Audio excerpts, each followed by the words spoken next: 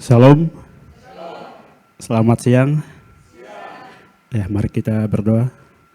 Tuhan Yesus, Bapa yang baik, kami bersyukur Tuhan kalau pada siang hari ini kami berkumpul di sini untuk mendengarkan sebagian dari firman-Mu Tuhan. Kiranya Engkau tuntun kami, lindungi kami Tuhan, agar kami bisa dapat mengerti dan memahami firman ini. Dalam nama Tuhan Yesus Kristus, haleluya, amin. Baik Bapak Ibu, rekan-rekan sekalian, tema khotbah pada hari ini adalah taat kepada Tuhan, hidup jadi aman. Nah, sebelum saya mengawali khotbah ini, saya ingin memberikan satu ilustrasi yang sederhana. Ya. Bapak Ibu rekan-rekan, bayangkan seorang anak kecil yang terus menggandeng tangan ayahnya di tengah keramaian.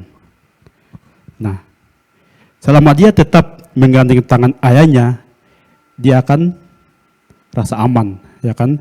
Nah, bayangkan kalau ketika dia tidak menggandeng tangan ayahnya di tengah keramaian itu, apa yang akan terjadi? Nah, pasti anak itu akan sesat dan hilang kan? Nah, demikian juga dengan kehidupan kita. Ketaatan kepada Tuhan adalah seperti kita menggandeng tangannya Tuhan dalam setiap langkah kehidupan kita. Nah, kalau kita tidak menggandeng tangan Tuhan atau kita tidak taat kepada Tuhan, apa yang akan terjadi dalam kehidupan kita? Nah, kehidupan kita akan seperti tidak punya hara atau mungkin rasa kosong, hilang harapan dan lain-lain. Maka daripada itu rekan-rekan, kita akan lihat bagian Alkitab yang tadi dibacakan dari kitab Perjanjian Lama dari Ulangan tadi, kemudian di dalam Kisah Para Rasul. Di sini juga diceritakan tentang bagaimana umat Israel dari Mesir menuju ke tanah perjanjian, ya, perjalanan mereka.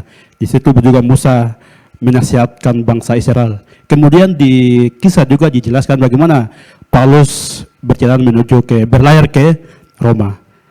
Nah, demikian juga dengan kehidupan kita. Kita berjalan menuju kehidupan kita di dunia ini. Nah, jadi di situ dikatakan di Ulangan 1, haruslah engkau mengasihi Tuhan Allahmu dan melakukan kewajiban terhadapnya. Nah, jadi poinnya adalah ketaatan adalah bukti kasih dan sumber perlindungan. Ketaatan bukan sekedar aturan ya, tetapi wujud kasih kita kepada Tuhan. Nah, di dalam Ulangan pasal yang ke-11 ayat 1 sampai 7 di situ Musa menasihati bangsa Israel bagaimana Tuhan menuntun bangsa Israel, melindungi mereka keluar dari tanah Mesir sampai ke padang gurun. Bagaimana Tuhan melindungi mereka, bagaimana Tuhan membawa mereka keluar dari Mesir, menyeberangi sungai laut Tebrau sampai ke padang gurun, bagaimana Tuhan menuntun mereka memusnahkan orang Mesir. Itu perjalanan yang Tuhan menuntun supaya Musa menegur mereka supaya mereka itu hidupnya itu taat kepada Tuhan. Nah, kemudian di ayat yang ke-8 sampai itu ketaatan kepada Tuhan. Itu juga Musa menasihatkan mereka supaya bangsa Israel itu mereka taat kepada Tuhan. Mereka menaati perintahnya, taat kepada firman Tuhan, sungguh-sungguh ibadah. Nah, itulah yang Musa mengingatkan mereka supaya mereka itu tetap hidup di dalam kebenaran firman Tuhan. Akibat daripada taat kepada firman Tuhan, maka hidup mereka akan jadi aman. Seperti yang tadi dibacakan tadi. Kemudian teman-teman di sini dikatakan ketaatan bukan sekedar aturan tetapi wujud kasih kita kepada Tuhan. Kalau kita taat kepada aturan karena takut dihukum, itu bukan ketaatan. Tapi kita taat karena takut dihukum. Nah, contohnya kalau kita taat rambu lalu lintas karena takut dihukum atau ditilang, itu bukan namanya taat, tapi kita takut dihukum. Nah, demikian juga kalau kita takut kepada Tuhan karena takut dihukum atau takut masuk neraka, itu bukan taat kepada Tuhan. Tetapi ketaatan yang sebenarnya adalah kita taat kepada Tuhan karena kita mengasihi Tuhan. Nah, itulah yang ketaatan yang sebenarnya situ. Jadi Bapak Ibu, teman-teman, rekan-rekan sekalian yang di sini, kalau kita datang ke gereja atau mungkin ikut ibadah karena kita takut Tuhan marah hukum kita, itu bukan namanya ketaatan, tapi kita datang dengan sukacita, dengan hati yang gembira karena kita mengasihi Tuhan. Itulah ketaatan yang sebenarnya. Nah, kasih yang sejati menghasilkan ketaatan yang tulus. Jadi teman-teman, demikian juga di dalam Kisah Rasul juga, di situ dikatakan Paulus mengingatkan kepada perwira bahwa kapal ini akan hancur. Tetapi perwira itu dia lebih percaya kepada nakoda dan curi mudi itu. Nah, ketika kita sudah punya ketaatan dalam Tuhan, maka kita untuk menegur orang, maka orang itu dia mengandalkan logika dia, pikiran dia sendiri. Itulah yang akan dilakukan oleh seorang Paulus sebagai orang yang taat kepada Tuhan. Dan kemudian poin yang kedua adalah Tuhan memberkati dan menjaga orang yang taat. Nah, tadi di dalam ulangan juga dijelaskan bagaimana Tuhan memberikan peraturan kepada mereka, kemudian mereka kalau orang yang taat itu responnya akan Tuhan memberkati mereka. Seperti hasil kebun dari Tuhan akan mengawasi mereka dari akhir tahun sampai awal tahun sampai akhir tahun, itu Tuhan akan memelihara mereka. Demikian juga di kehidupan kita, kalau kita taat kepada Tuhan, kita mengikuti perintah Tuhan, maka Tuhan akan membuat kita aman dan damai. Kita tidak akan kekurangan, walaupun kehidupan kita banyak masalah, banyak rintangan, tetapi Tuhan tidak akan meninggalkan kita. Tuhan tetap akan menjaga, melindungi kita. Nah, sebagai aplikasi, taat pada firman Tuhan setiap hari ya. Nah, baca dan renungkan firman Tuhan, lalu lakukan meskipun kadang terasa berat ya. Nah, kita pelan-pelan untuk taat kepada Tuhan karena kita mengasihi Dia, bukan karena kita takut. Nah, kemudian belajar mendengar suara Tuhan, bukan hanya logika manusia. Nah, jangan ambil keputusan besar dengan menggunakan logika kita.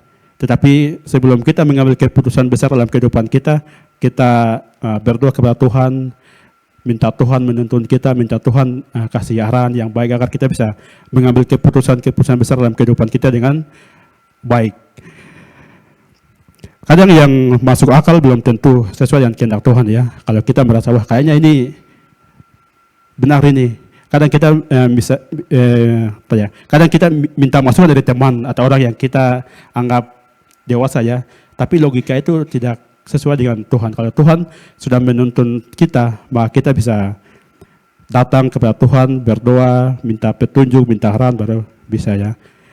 Nah, kemudian taat untuk mendatangkan berkat dalam jangka panjang. Ketaatan hari ini mungkin tidak langsung terlihat ya, tetapi akan membawa keamanan dan damai sejahtera dalam kehidupan kita. Nah, ketika ketaatan itu kita melakukan taat dalam Tuhan, bahwa ketaatan dan hasilnya itu akan tidak langsung pada hari ini juga, tapi akan datang pada hari-hari kemudian hari. Dan kita dimampukan untuk bisa melewati semua kehidupan ini dengan baik. Nah, Tuhan menjanjikan berkat jasmani dan rohani sebagai respon atas ketaatan kita. Janji dijaga oleh Tuhan bukan hanya karena umatnya yang hidup dalam ketaatan. Nah, Tuhan memberikan kita damai sejahtera, ketaatan, dan memberikan kita kesehatan, semua itu karena anugerahnya Tuhan ya. Nah, saat kita hidup dalam ketaatan, kita tidak perlu khawatir soal masa depan. Nah, Tuhan yang pelihara. Ketika kita sudah taat kepada Tuhan, maka kita tidak perlu lagi takut atau khawatir karena kita tahu bahwa Tuhan selalu menjaga, melindungi kita. Amin. Amin.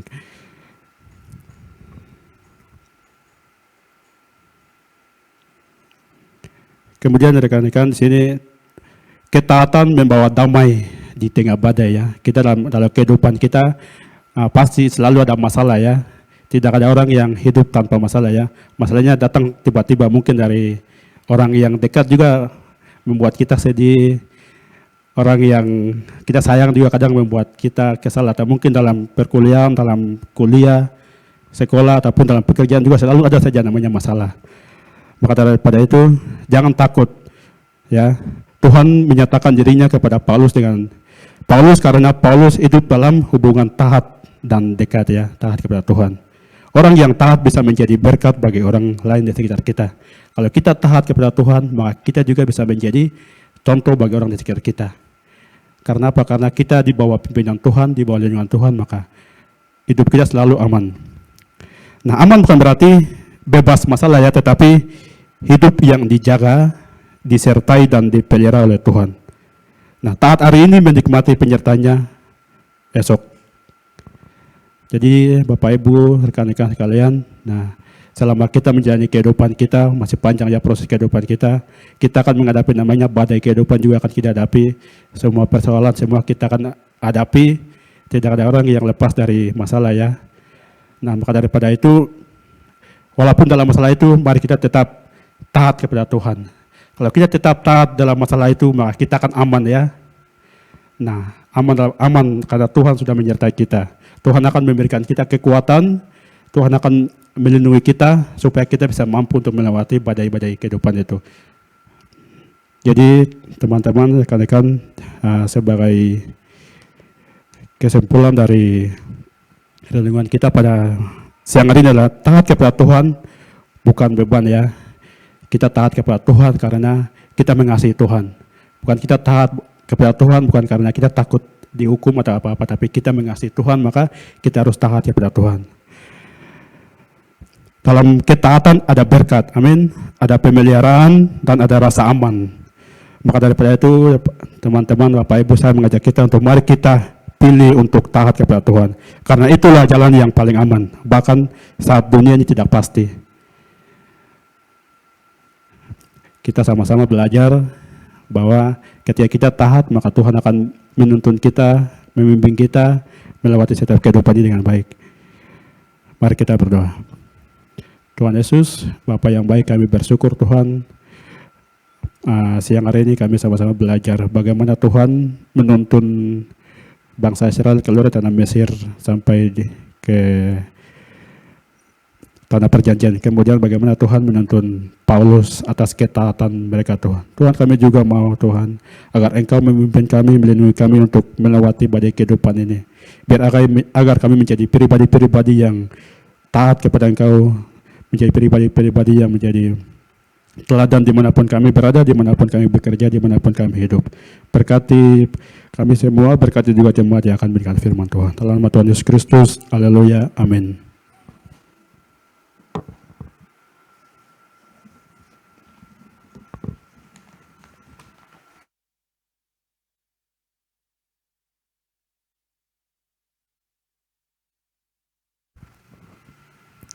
Bapak Ibu Saudara, dan semuanya bangkit berdiri, dan kita bersama-sama mengucapkan pengakuan iman